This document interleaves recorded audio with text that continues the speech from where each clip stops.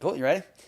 All Ready. right. Do you want to just do like your elevator pitch, like introduce yourself, Yes. who you are, what you do, all that? So Yeah. go for it. I am Stephanie Aiken. Where do I look? You just talk to me. Okay. I'm Stephanie Aiken. I own Barre3 Highlands Ranch, which is South Denver suburb. And at Barre3, it is a full body workout, efficient and effective, and it combines strength, cardio, and mindfulness. My favorite part about Barre3 is that in a class, we really meet you where you are. So 25-year-olds to 75-year-olds and everything in between are in the same class and getting a great workout. Yeah. And so you guys help them scale it up or down, use Yes. weight, use body weight, use heavier weight, depending on just where they're at. Yeah, so it's a lot of body weight. It's a lot of functional strength too. So we do use some resistance, Okay. including resistance bands, light-ish weights, Okay. and we move pretty slowly and mindfully just to really make sure form is there. Okay. But then every instructor offers modifications throughout the class. So if someone's working on an injury or if someone's a turbo athlete, you can really kind of flow through the class and take those layers as you need them. Cool. You have classes with people who are like really athletic and then the grandma. Yeah, And you're able to literally, yeah. balance those two out. Yeah. That's really cool. It's That's hard. very cool. It's really special, and I think that's one thing that sets Barre3 apart is it's not one size fits all. Yeah. We really truly do see people of all fitness levels in the same class. Perfect. Yeah. And are you guys doing, like, how many different types of classes do you offer? And do they focus on different things? Right now, it's just the one. It's Signature. Okay. Barre3 Signature, it's 45 minutes or 60 minutes. Okay. And we start at 5:30 a.m. We go through 6 p.m. So it's 7 days a week. Okay. But coming soon Yes. is a Barre3 strength class. Okay. And it does focus on heavier weights. Cool. And lower reps as well as core. Okay. And then down the line is also a Barre3 cardio class. So really diving into each piece of the signature class a little deeper. Perfect. That's a great elevator pitch. We'll come back to your business because I have a lot of Okay. questions about it too. But I want to talk about you a little bit more. Okay. So you grew up in Atlanta, right? And you were homeschooled. Yes. Okay. Do you feel like that gave you any advantages? Because you have two older brothers and then a younger sister. Yes. So there's one of four. And were y'all all homeschooled? At different points in time, Okay. yes. And Okay. then Are y'all close in ages? 3 years each. Okay, 3-year gap. Yeah, really good planning. That's not bad. Yeah, that's pretty good. It's like 3-3-3. So Yeah. so we were all homeschooled at different points. Some for longer than others. Is that just something your mom like really wanted to do? Yes. Okay, it was important to her. Cool. It was really I love that. important. Yeah, and I think one advantage it gave me was obviously a solid family unit because we were together a lot, and then also a really strong sense of who I was and my values and our family values. Yeah. And then when I went into school, second semester of 8th grade, public school with the other kids, I was like always kind of nervous about it. Like I didn't know, like, and I did have a really good sense of who I was. Cool. But then when I went to school, it was really sink or swim. And I think that's where I became much more social. Okay. And had to figure it out. How was that transition for you going into did you go to public school? I did. Yeah. Yeah. Was that a hard transition? It was. I was lucky people were really welcoming, actually, which is not something you might expect in 8th grade. Yeah. Not the 8th grade girls I remember. Yeah. So I got lucky there. And before I went on like a shopping spree to Abercrombie and Fitch. I was like, I have to. Of course. And so I was ready. I looked the part. I just didn't like feel the part necessarily. Okay. And so it's kind of a fake it till you make it moment. That's okay. That's all of it. That's fit me in right now in 8th grade. moment. Yeah. That's all of us all the time. I know. Yeah. So, that's cool.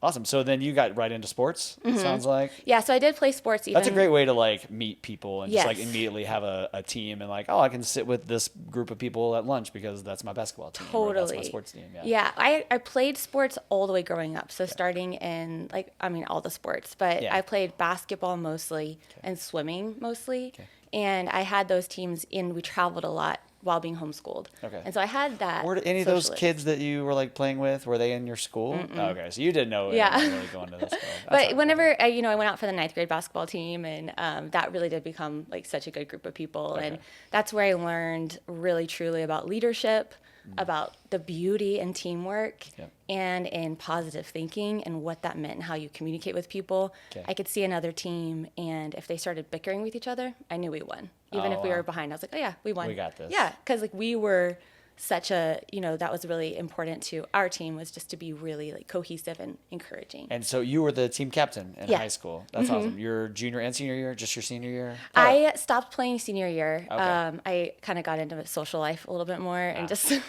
failed. Found out. But all the way through, I can't remember in ninth grade, but I know for sure 10th and junior year. Okay. And that was really, really cool because I felt so seen and appreciated by the team in my leadership style because it was a vote. Oh, that's awesome. It was, yeah. Yeah, that'll give you a lot of confidence. It's so much as a kid. confidence. Yeah. And the way I led. What was it about you that you think made them vote for you? It was, I think, and my coach called this out one time and he saw it and I felt so seen then too. But I wasn't like the loud leader. I wasn't the one that's like, come on guys, let's go. It was much more like quiet and alongside. And so if I saw something, I wouldn't like say it in front of everybody. It was much more of like a us conversation. Okay. And so I think that there was like a lot of trust building there. In that. Yeah, has that translated into what you're doing now, leading your team at Barre3 and leading your business? Do you feel like that translates really well? I think so. Okay. Yeah. And I value being part of a team so much. Yeah. And I am the leader of the team, Yeah. but I also feel like part of the team. And I feel like that's very important, including sometimes people think other people at the studio are the owner, and I love it. Oh, yeah. Yeah. So my manager, they're like, oh, so you own the studio? And I just love that because it means they also feel you want your people to take onus. ownership of Yeah. it. And when someone else thinks that someone else is the owner, that's a great feeling. You're like, you feel like you're doing your job. Yeah. Yeah. That's awesome. Cool. So then you went off to college and you went to a little town. What college was it? What was it? Dahlonega. So it was the University of North Georgia. Okay. It used to be a military college. I have no part of, I'm not in the military, never was. But so by the time I went, it was half civilian, half military. And what made you pick that school? It was beautiful. Okay, the campus? Yes. I saw a couple of pictures of the town. It looked really beautiful. Yes. So. My senior year, my best friend and I drove up for a visit. And it's north of Atlanta? Okay, Yep, cool, it's about an hour north, so not far. I spent a summer up there in the mountains north of Atlanta. Like It Blue was Ridge. hot. Yeah. But it was it was very beautiful. Yeah. Bigger mountains than you think. Yeah. Yeah, they're kind of like our foothills. Yeah, sure. Sort of, but that's a good way to the put way it. I see it. But we turned the corner into the town and just mountains came up, and we're city And you're like, kids, I'm suburbs sold. kids. So I was like, we started screaming, and Did y'all not go up there very often No. as kids? Oh, really? it's so strange living in You didn't Atlanta. go hiking no, into the mountain? Okay. no, we went to Stone Mountain, which is like in Atlanta. Okay. But no, the mountains, people in my sphere at least, like we never went to the mountains, which like is an so hour silly. away, right? Yeah. That's Here, crazy. I think the difference is you can see them in Denver, Okay. and so it's kind of like let's go there because we see them, we're reminded Yeah. of them. But It's also the Rockies, which is very epic. epic, Yeah. literally. But I think the difference is you don't physically see them Okay. from Atlanta. I think you just forget they're there. Huh. Yeah, Okay. yeah. But you guys, it seemed like y'all were pretty active. You weren't outdoorsy. Your family wasn't. We did a lot of. There's like Just didn't go Atlanta's hiking. kind of called the city in the forest, and so if you're flying into Atlanta, it's just surrounded by trees, and so there's trails, there's rivers, Okay. plenty of playtime. Okay. Is your family still out there? You go Everybody's back- out there. You Yeah. go back pretty often. Yes, pre-COVID, probably once a quarter. Okay. Post, honestly, a couple times a year. Yeah. It's so hot. Yeah. In summer. It My is. family's all in Texas. And Okay. I just can't go back like May through September. Certain times I a can't year. do it. I can't do it. Yeah. Yeah. I just can't anymore. We're So, spoiled out here. It's Yeah. just the best. Yeah. It's been a really rainy year, but other than that, it's like here's amazing. So Mm-hmm. my family was just here in town and they're like, we're eating lunch or eating dinner on the back porch. And they're like, this is so nice that you can eat outside in the summer. I'm like, yeah, this is why I live here. We get all four Can't do it. seasons. I always think it looks like a calendar. Like Okay. the way a calendar pictures are, it's what's happening As here. you flip it, you're like, okay, Yeah, yeah, you're like, yep, October, it's fall now. oranges, the leaves are changing. That's Yep. true. Awesome. And then so you said when you said that you got a degree in education and you figured out that wasn't for you. Yeah. Was that like your last semester when you were student teaching? Yeah. Was there like a moment where you're like, I'm not doing this? Yeah, I was really unhappy my senior year. It just was not for me. The lead alongside you type leadership doesn't work for high schoolers as well. You have to like You're dominate. student teaching like high school students? Yeah, and so And I was you're, starting like- to get you're like nervous. 3 years older than Yeah, them? I was like, are they gonna show up to like a rush party and I'm there? Like it started to get like, yeah. I'm like, these are little siblings of my friends. Like yeah. that's how it was, and it just didn't feel right. And not only that, I honestly don't command a room like that. I just can't keep those kids focused. So they're hard. I like literally like floundered. So I have the most respect to this day for teachers. I think they deserve every summer off. They need it. Like, I just think teachers are amazing. So I agree, especially high school teachers. So high school students are tough. So tough. Yeah.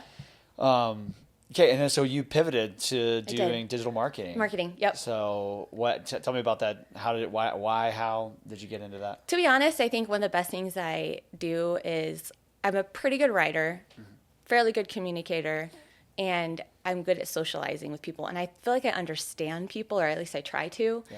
And so marketing sort of just made sense to me. If I was able to take a business and understand what they're trying to do and how to present it to people, it just clicked. Yeah. And so one of my best friends got me an interview where she was working, even though I didn't have a marketing degree, I had an English degree.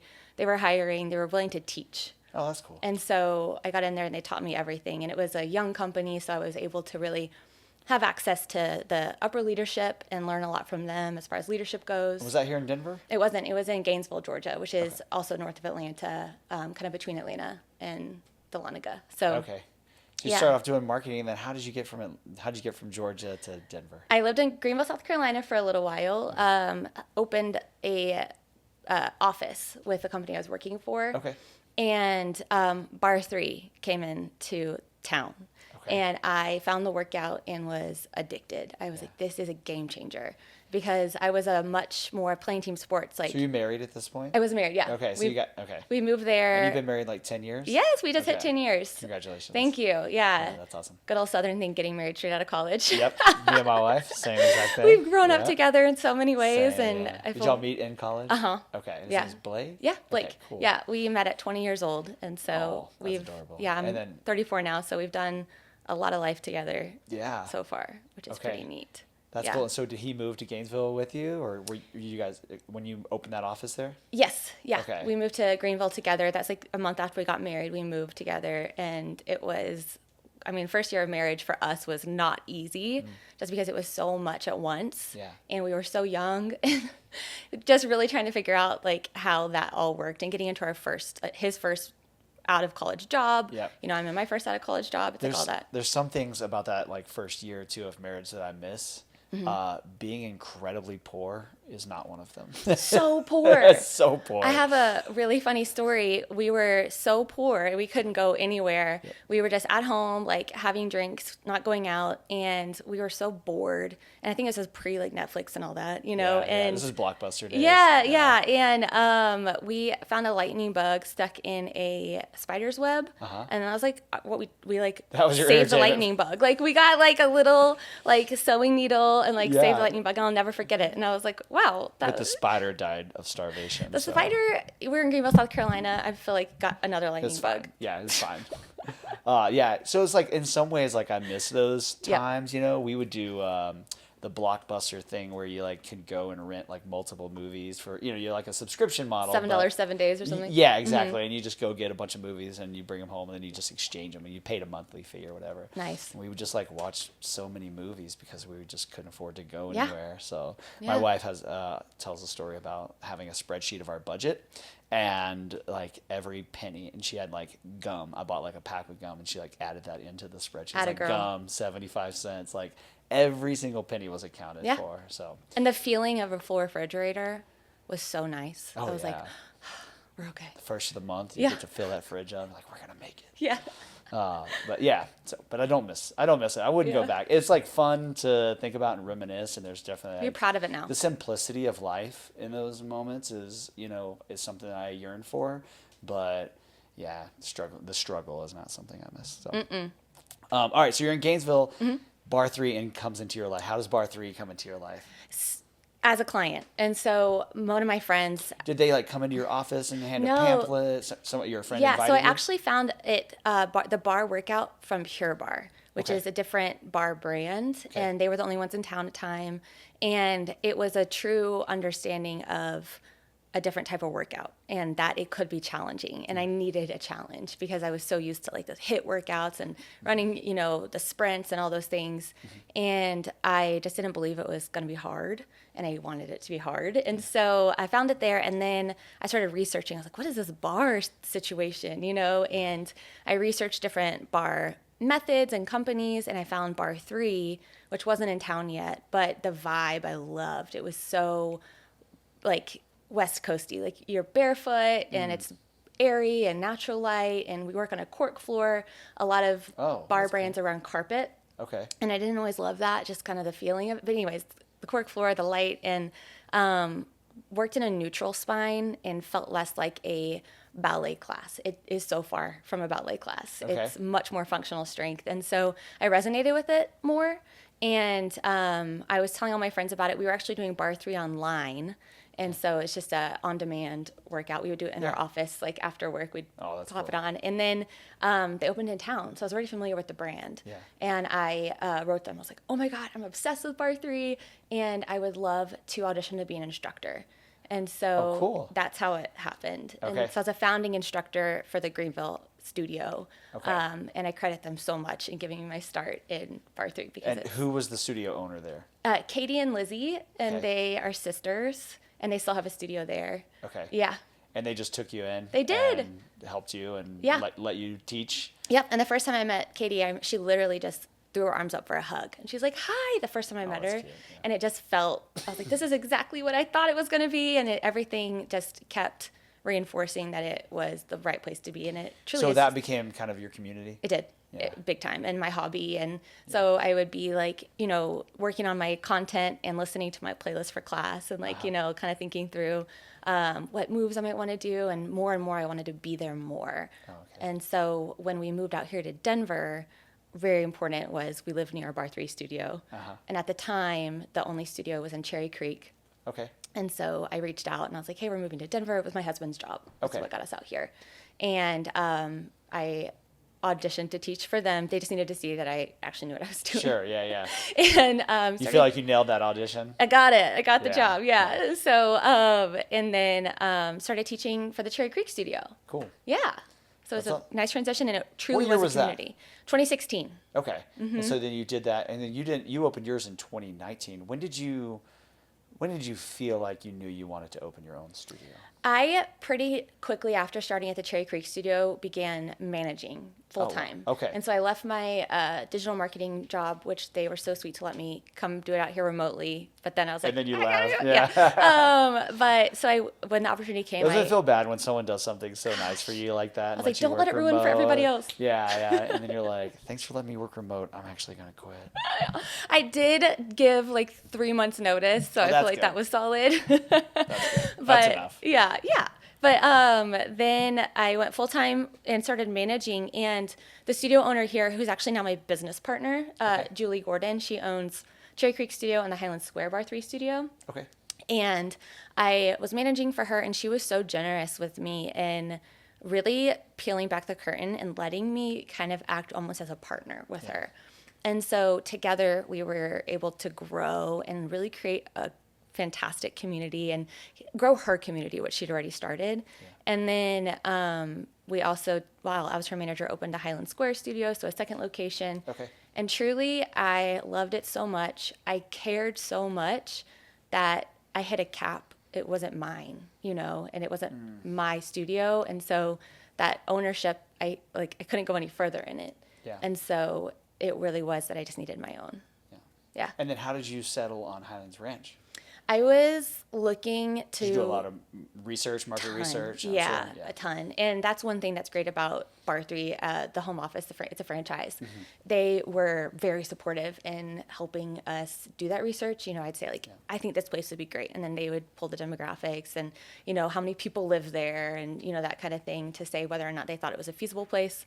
Because, you know, some places are really cool, but no one lives there. They're good, amazing restaurants, you know, but like no one lives there. And so they're like, this isn't going to work, you know. Or it's just not the right demographic. You know? There's enough people, but it's not the right type of people that come to Barre3. Right. Yeah. And so we I was looking, and just wasn't falling in love with anywhere. And I always thought Highlands Ranch, I was like, man, that's the best location. It already existed. A gal named Brittany Palmer opened it. Oh, okay. Yeah. And I didn't realize that. Yeah. And okay. she's from Texas and Cool. wanted to move back to Texas. And Okay. it was around the time I was struggling to find a good location for my studio to build. And she's like, hey, do you want to maybe buy one? And I was like, yes. Yeah. And so it really just was just perfect. turnkey. She had Yep. it going. Okay, Yeah. that's awesome. Yeah, and okay, the team cool. was there, and the team was really ready for me. Okay. Brittany was ready to go, and I was coming in fresh. Yeah. And so it was the best situation I could have asked for as far as that is concerned. Yeah. That's really cool. I love that. That's good. That just like, what a happy coincidence. It was so perfect. Yeah. That's cool. Okay. And then, so you mentioned that customer experience, kindness, and inclusion were really important to you. Yes. Can you elaborate on those three things? Would love to. Okay. Because customer service to me is also, I know in video production it may not seem like customer service is a big part of it, but like just making sure my clients are like happy with what we create, and that, because we don't actually have a lot of clients, like we don't have a ton of clients, but I have all my clients are repeat clients, right? They come, and then every year they have a marketing budget, and so it's like the marketing budget resets and they're calling, you know what I mean? Like, hey, and so like with customer service is huge to me. I want our systems, I want our communication to be really effective. I want to communicate with them, make sure they know where we're at in the process along the way. And so customer service in my industry, though it doesn't seem like it's something that is important, it is very important to me as well. So I want to hear your take on that as far as like owning the studio. How do you do customer service? Yeah, well, I think that's a really good point that you make. It's so important for people to know where they are in the process, especially in a service like that. Yeah. For us, customer service really comes down to making people feel welcome and, again, included, and boutique fitness can be very intimidating to people. You know, a lot of times we hear people wanting to get in shape before they come, which is the opposite. We're here to help you hit your fitness goals. Yeah. And when someone walks in, they've already done a lot of research typically, and, you know, they might be nervous. And so the way I see it is kind of like you're hosting a dinner party, and your person walking in doesn't know anyone at all. I like that. Yeah, and they might know the hostess, but they might not. And so the first person they meet is the front desk person, always with a smile, always with eye contact. And then we sit down with them and we learn about them just to... Do people come into the studio before they ever work out? Like, do they come in for like an onboarding thing, or is it like, are they the first time they come is their first workout? Typically, first time they come is their first workout. Okay. And we have a lot of touch points prior. You know, what to expect, what to wear, where to park, all those things. Again, the more information, the less nerves. Okay. You know. And how do you have it? Is it just in text on your website? Text. There's the website, but then also as soon as they create an account with us, they'll get a text message and an email from us. Okay. Just with what to expect, next steps. Perfect. And we check in the day before. We're like, hey, we're so excited to meet you. Do you have any questions? Cool. And go ahead and get any of those questions answered. Nice. And then when they do come in, we do have a form that we go through with them just to learn more about their goals, maybe what their barriers are, what... You know, like any injuries. Best time of day for them to work out, any questions they might have, their experience with Barre or Barre3, or what workouts they're currently doing. And so that way we get a better understanding of what they might need from us as far as accountability goes, or as far as questions go, modifications, things like that. Okay. Yeah. And so then we give them a tour around the studio, show them where literally everything is. Again, the more you know, the better you feel. Yeah. And the front desk person, then the hostess of the party. When you're at a party, worst feeling is only knowing one person, because especially to the hostess, because you don't want to like cling to them because they're busy, right? Yeah. And so the next thing is to introduce them to someone else, which is their instructor. Cool. And so now they know two people, which is great. Yeah. And then the instructor shows them around the room, tells them more what to expect about the actual workout itself, shows them any modifications they might need. You know, we're doing this during class. Since you have a wrist thing, here's what I recommend. That throughout the process of that first visit, can you like see the anxiety melting away from them? And then once the workout starts, I imagine they feel great. And it sounds like you have a great community, I imagine. Yes. Are you talking to your other members, maybe your members who have been there a long time, about being inviting and inclusive as well? Is that a conversation you have with like senior people on your team? It's not something that I say like you have to do, because it's their time too, and sure. So I'm not like, hey, can you guys please be nice to these people, because sometimes people don't want to talk to people, and that's fair. Sure. Totally fair. Yeah. So you just want to get in and get out. But you can get the vibe. You got those members that you get the vibe. Yes. You're like, hey. Yeah. I know you'll help me out, make these people feel welcome. And so what we like to do is introduce the new person to someone who comes a lot, and that we know is open to that, just the way they are. And so we'll set them up next to them at the bar. Cool. Say, hey, meet Jen. She's been coming for a long time. She's a great one to watch during class. Cool. And then that way they can kind of start talking. Now they know a third person. Yeah. That's awesome. Yeah. It sounds like you guys have really put a lot of thought into that. We have. Yeah. Well, that's a huge hurdle for people, right? And if you go to a workout class the first time and no one talks to you and no one encourages you and you're not sure about the moves and you don't know if you're doing things right, like I could see like not coming back. 100%, yeah. And you said that that you guys are actually growing, and then attendance is up a lot.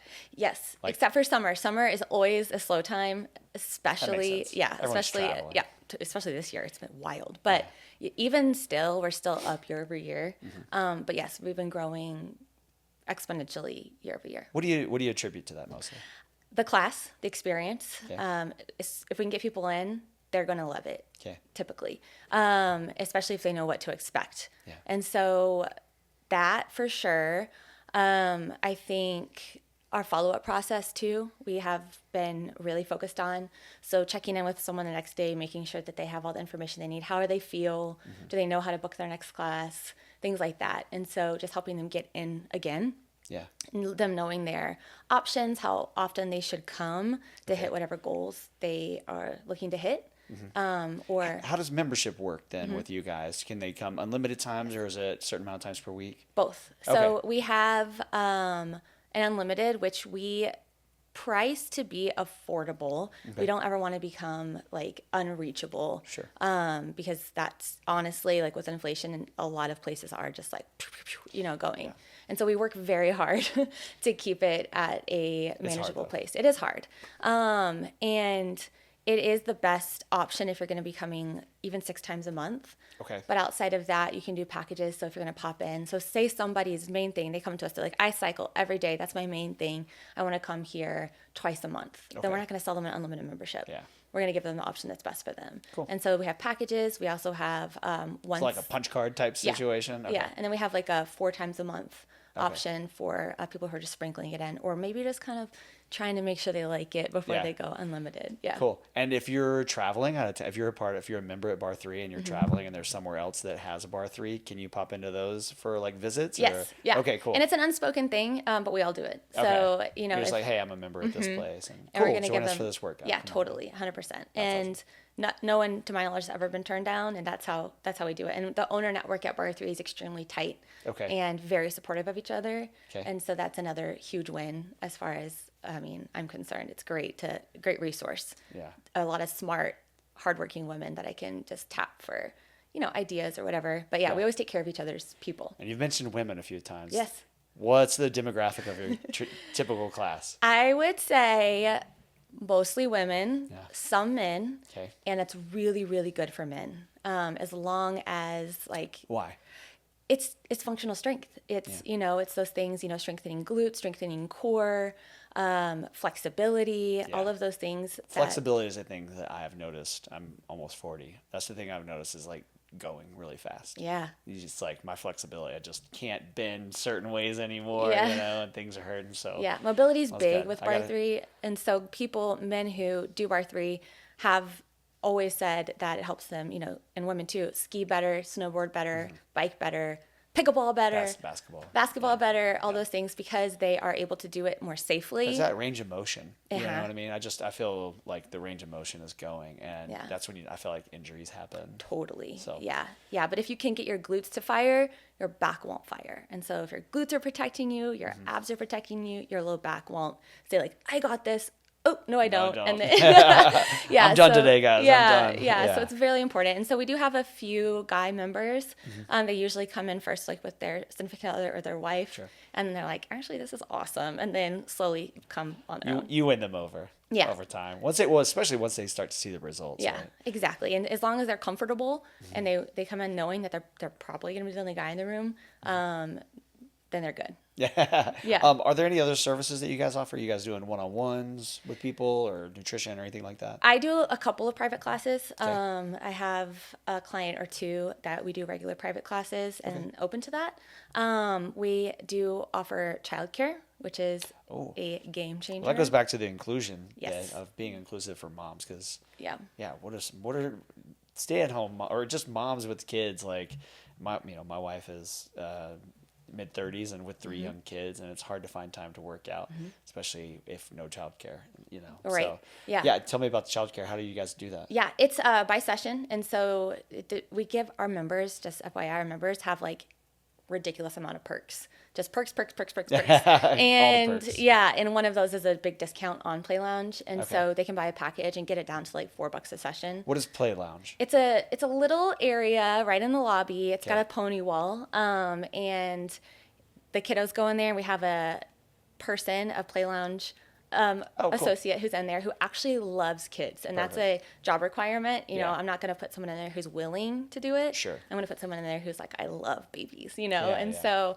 they're very engaged the whole time. They don't watch TV, and they get to play with other kiddos, and it's just during class. Well, that's great for the kids too, because it mix it up, Yeah. for just even if it's just an hour a day, like getting out of the house, and especially in the summer when you're out for school. It's like my daughter sometimes will be home, the whole day, and it's just like I feel bad because my wife and I are working, and we're in and out, and we play with her a little bit here and there, but just go to get mix your workout it up. and bring her, and then she gets to hang out with other people, other adults even, which is nice, and it is very engaging and safe.